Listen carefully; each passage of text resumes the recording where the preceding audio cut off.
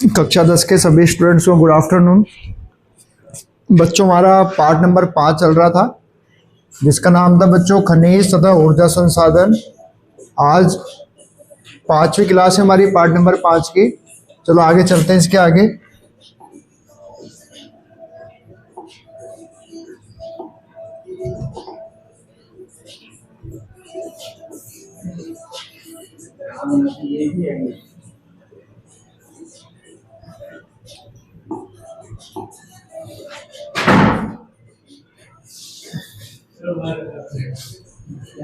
Part number 5 बच्चों हमारा, जिसका नाम है खनिज और ऊर्जा संसाधन।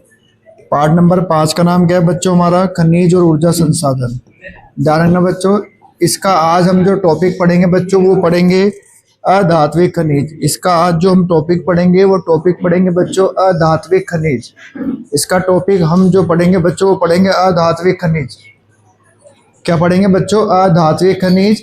ध्यान रखना, जिसमें धातु का अंश नहीं पाया जाता उसे अधात्विक खनिज कहा जाता है। जिसमें धातु का अंश नहीं होता उसे बच्चों धातु का अंश नहीं होता उसे अधात्विक खनिज कहा जाता है।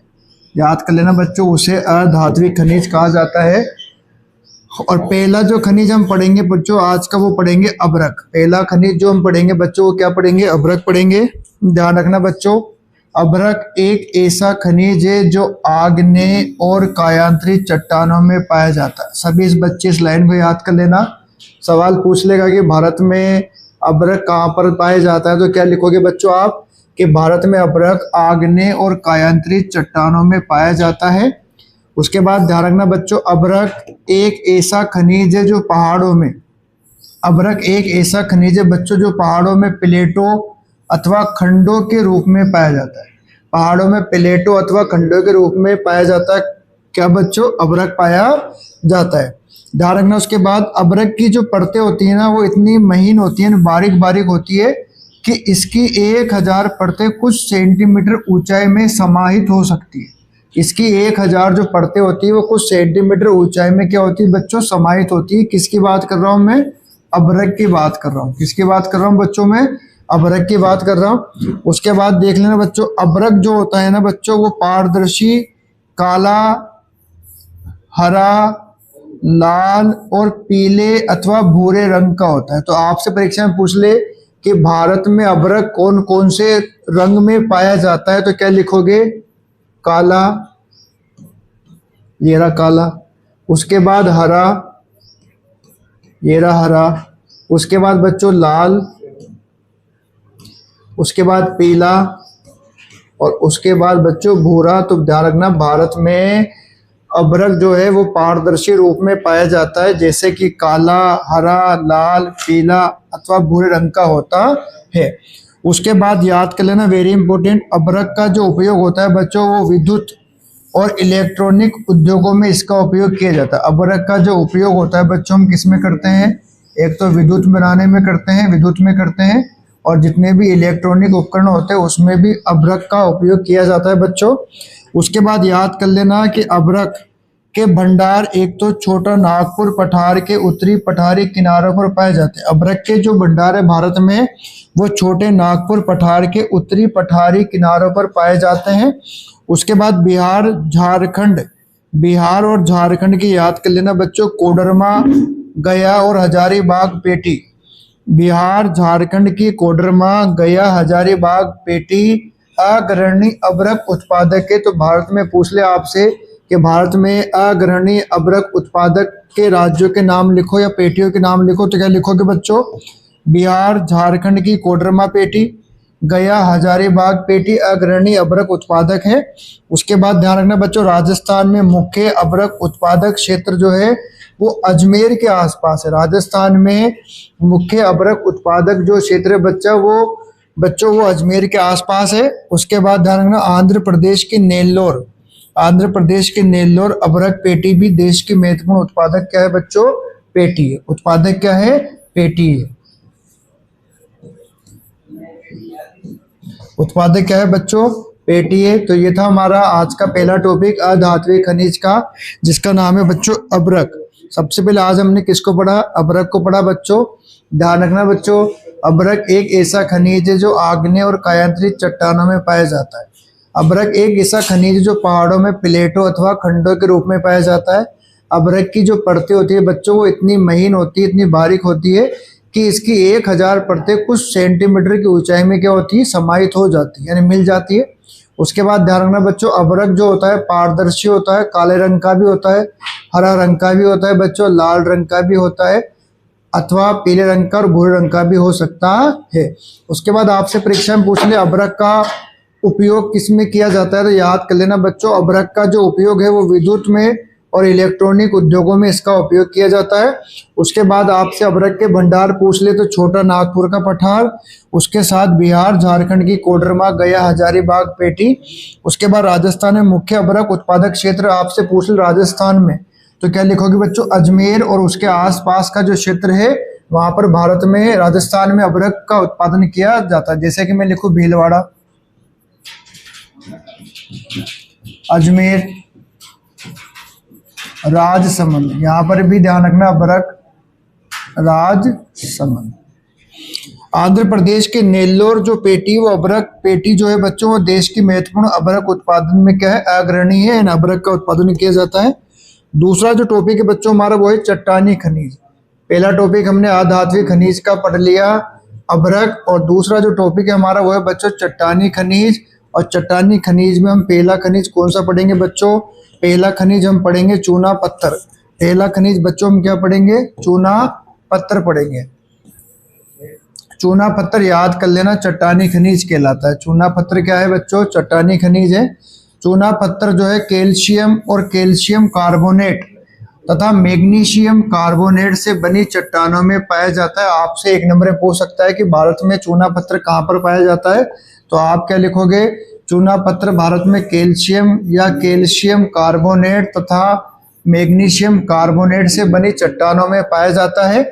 और ध्यान रख लेना, यह अधिकांश अवसादी चट्टानों में पाया जाता है। कौन सी चट्टानों में पाया जाता है बच्चों? चूना पत्थर अवसादी चट्टानों में पाया जाता है। उसके बाद देखो आगे बच्चों,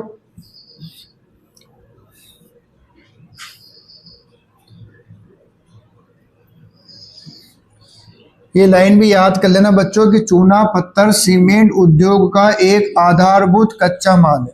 चूना पत्थर बच्चों सीमेंट उद्योग का एक आधारभूत क्या है बच्चों? कच्चा माल है। चूना पत्थर सीमेंट उद्योग का एक आधारभूत क्या है बच्चों? कच्चा माल है। ये लाइन भी नोट डाउन कर लेना। उसके बाद मैं आपको एक डायग्राम दिखाता हूं बच्चों। इस डायग्राम में ध्यान रखना, ये जो दिखा हुआ आपको चूना उत्पादक राज्य है, तो ध्यान रखना मध्य प्रदेश।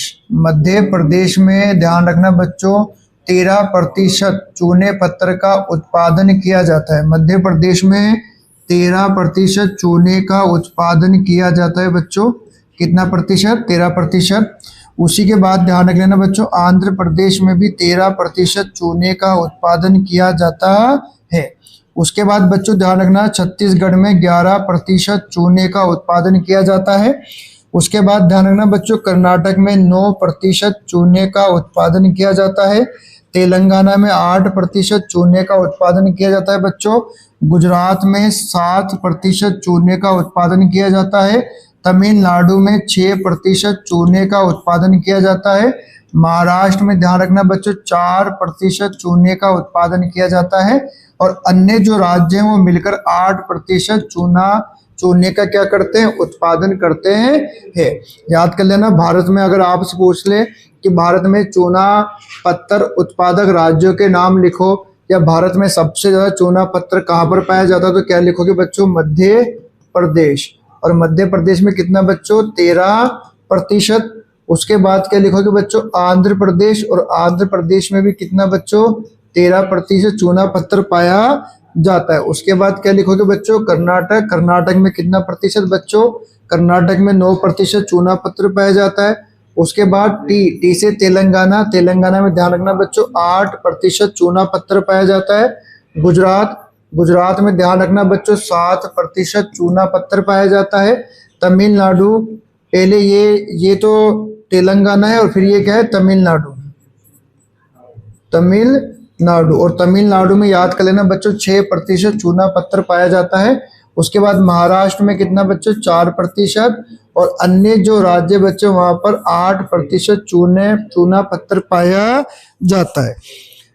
कॉपी में डायग्राम बना लेना बच्चों सभी और अच्छे से इसको क्या कर लेना, उतार लेना। साथ ही याद कर लेना आपसे अब चूना पत्थर उत्पादक राज्यों के नाम भी क्या कर सकता है, परीक्षा के अंदर पूछ सकता है। तो कौन कौन से नाम लिखोगे, मध्य प्रदेश, आंध्र प्रदेश, कर्नाटक, तेलंगाना, गुजरात, उसके बाद तमिलनाडु, उसके बाद महाराष्ट्र, उसके बाद अन्य। आगे चलते हैं बच्चों।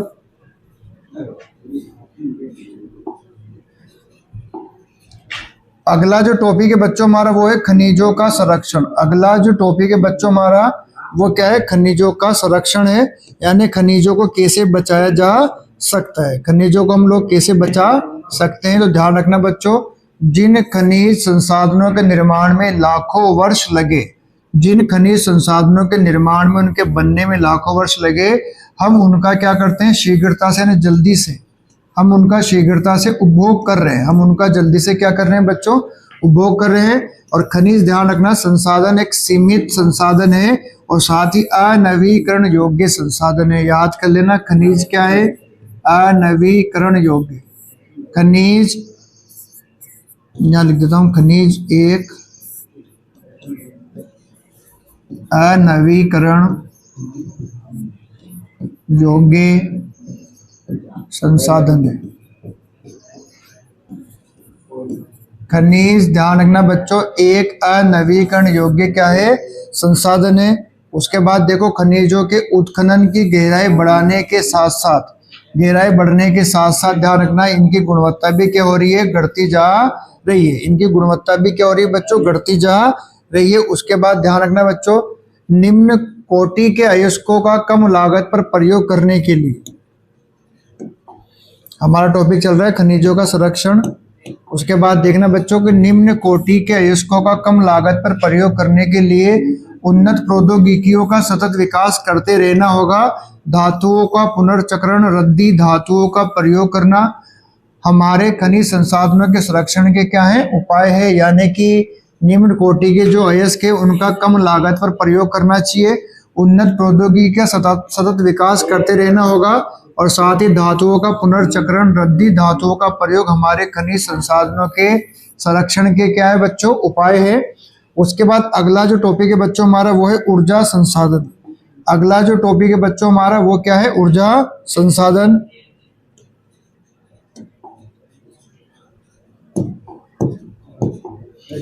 अगला जो टॉपिक है बच्चों वो है हमारा ऊर्जा संसाधन। याद कर लेना ऊर्जा सभी क्रियाकलापों के लिए आवश्यक होती है, खाना पकाने में, रोशनी में और ताप के लिए, गाड़ियों के संचालन तथा उद्योगों में मशीनों के संचालन में ऊर्जा की क्या पड़ती है बच्चों, आवश्यकता पड़ती है। ऊर्जा ध्यान रखना बच्चों सभी क्रियाकलापों के लिए आवश्यक होती है, खाना पकाने में, रोशनी में, ताप के लिए, गाड़ियों के संचालन में और उद्योगों में मशीनों के संचालन में ध्यान रखना बच्चों ऊर्जा की क्या पड़ती है, आवश्यकता पड़ती है। और ऊर्जा का उत्पादन ईंधन खनिजों में ज्यादा किया जाता है बच्चों। ऊर्जा का जो उत्पादन होता है वो ईंधन खनिजों में ज्यादा किया जाता है। अब ईंधन खनिज कौन कौन से, एक तो है बच्चों कोयला, एक है बच्चों पेट्रोलियम, एक है बच्चों प्राकृतिक गैस और एक क्या है बच्चों यूरेनियम। एक है कोयला, एक है पेट्रोलियम, एक है प्राकृतिक गैस, एक है बच्चों यूरेनियम तथा विद्युत से किया जाता है। तो ध्यान रखना आपसे पूछ ले ऊर्जा का उत्पादन किन ईंधन खनिजों से किया जाता है, तो क्या लिखोगे बच्चों, कोयला, पेट्रोलियम, प्राकृतिक गैस और यूरेनियम तथा विद्युत से किया जाता है। उसके बाद एक नोट लिख लेना बच्चों कि ऊर्जा संसाधनों को 2 भागों में बांटा गया। ऊर्जा संसाधनों को कितने भागों में बांटा गया है, 2 भागों में बांटा गया है ऊर्जा को। पहला जो है बच्चों वो है परंपरागत ऊर्जा के संसाधन, परंपरागत, और दूसरा जो है बच्चों वो है गैर परंपरागत। पहला है परंपरागत ऊर्जा का संसाधन बच्चों, दूसरा है गैर परंपरागत ऊर्जा के संसाधन। अब हम क्या करेंगे, सबसे पहले पढ़ेंगे परंपरागत ऊर्जा के संसाधन। सबसे पहले बच्चों हम क्या पढ़ेंगे, परंपरागत ऊर्जा के संसाधन पढ़ेंगे। ध्यान रखना बच्चों, और परंपरागत ऊर्जा के संसाधनों में लकड़ी आती है, उपले आते हैं, कोयला आता है, पेट्रोलियम आता है, प्राकृतिक गैस आता है और विद्युत भी आती है। विद्युत भी दोनों विद्युत होती है, यानी कि जल विद्युत और ताप विद्युत। याद कर लेना ऊर्जा के, अगर आपसे परंपरागत संसाधनों के उदाहरण पूछ ले, क्या पूछ लेगा बच्चों? परंपरागत संसाधनों के अगर आपसे उदाहरण पूछ लेगा तो एक तो क्या लिखोगे बच्चों? लकड़ी। एक क्या लिखोगे? उपले, गोबर से बनते बच्चों उपले। एक क्या लिखोगे? कोयला। एक क्या लिखोगे बच्चों? पेट्रोलियम।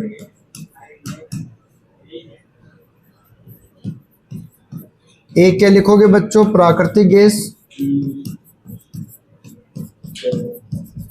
और एक क्या लिखोगे बच्चों? विद्युत।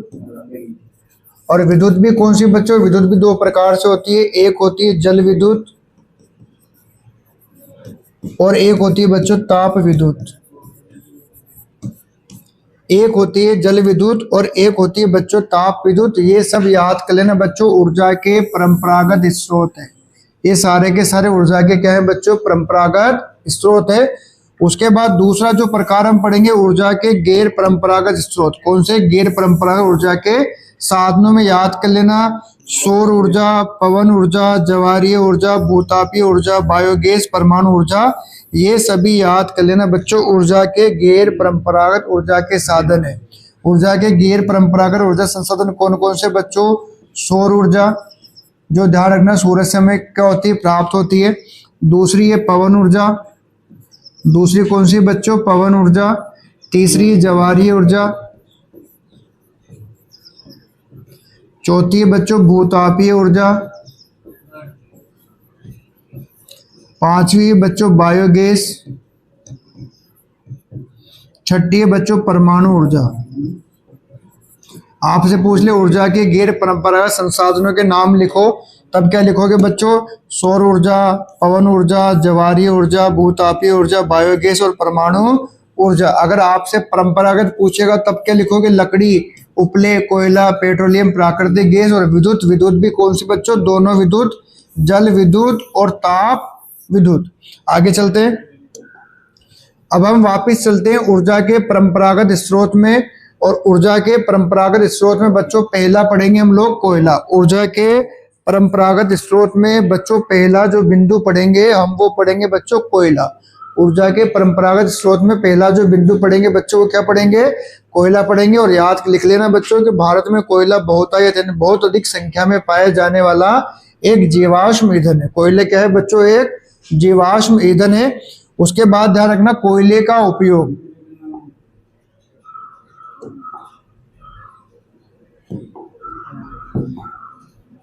टॉपिक है अपना कोयला। और कोयला क्या है? एक जीवाश्म ईंधन।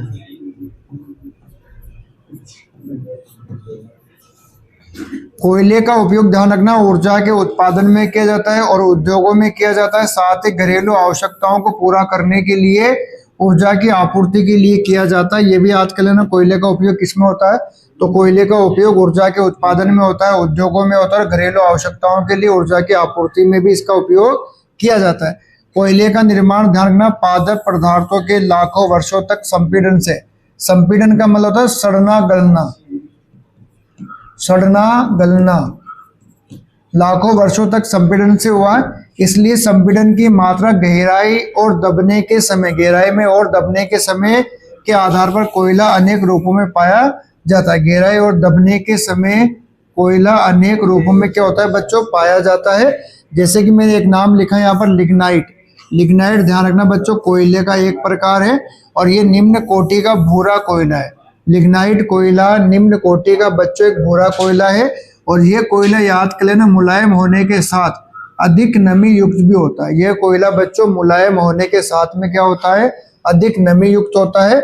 लिग्नाइट के प्रमुख भंडार भारत में याद कर लेना बच्चों, एक तो तमिलनाडु मिलेगा और तमिलनाडु में भी कहाँ मिलेगा? नेवेली में। तमिलनाडु के नेवेली में लिग्नाइट कोयले के भंडार पाए जाते हैं और विद्युत उत्पादन में इसको काम में लिया जाता है।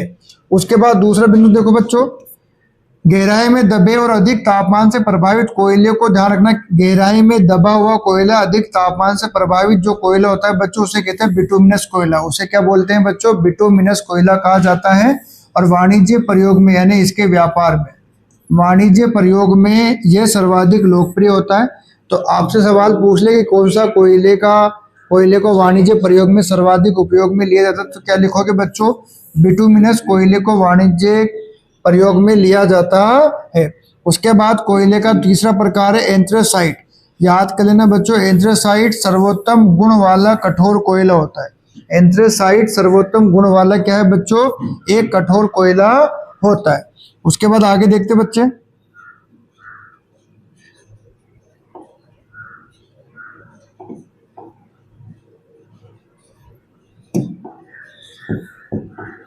उसके बाद ध्यान रखना बच्चों कि भारत में जो कोयला है ना, भारत में जो कोयला है वो दो प्रमुख भूगर्भीय युगों के शेल क्रम में पाया जाता है। दो प्रकार की चट्टानों में पाया जाता है।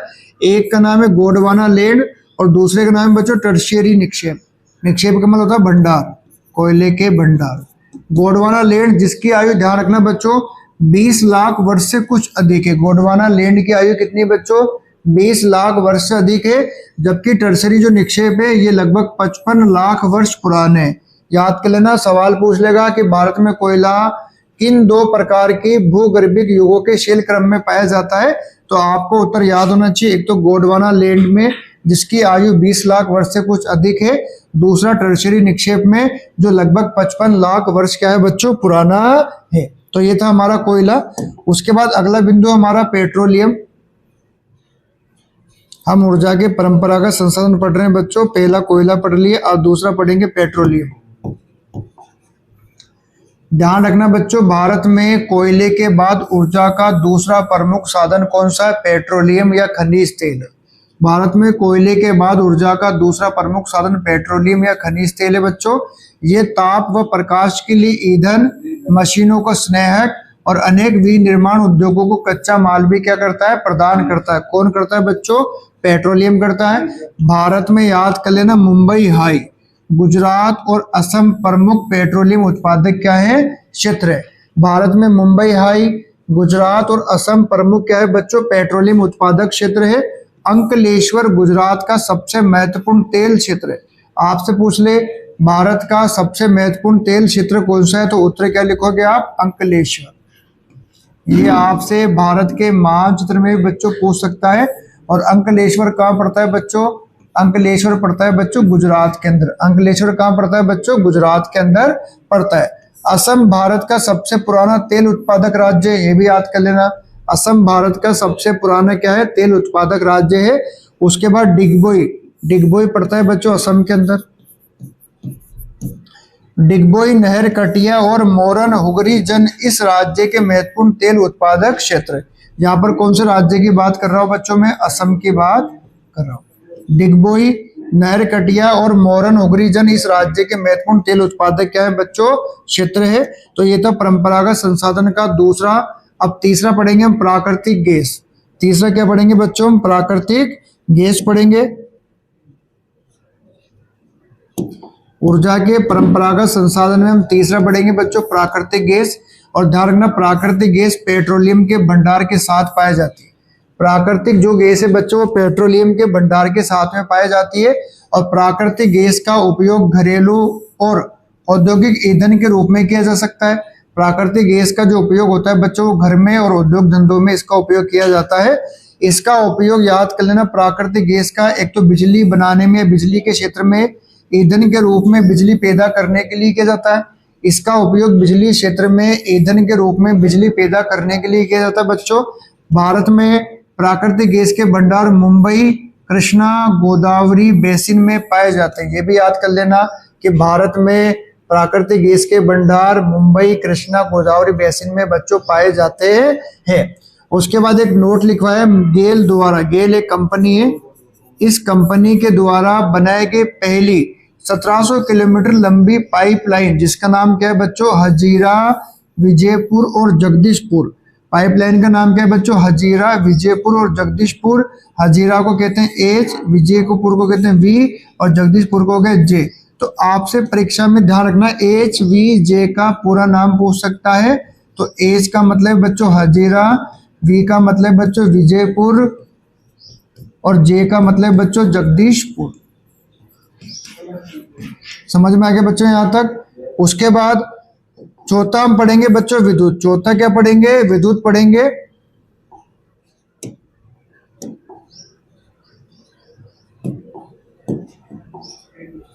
चौथा पढ़ेंगे विद्युत। भारत में विद्युत ध्यान रखना मुख्य रूप से दो प्रकार से उत्पन्न की जाती है। भारत में बच्चों विद्युत का जो उत्पादन होता है वो मुख्य रूप से दो प्रकार से होता है।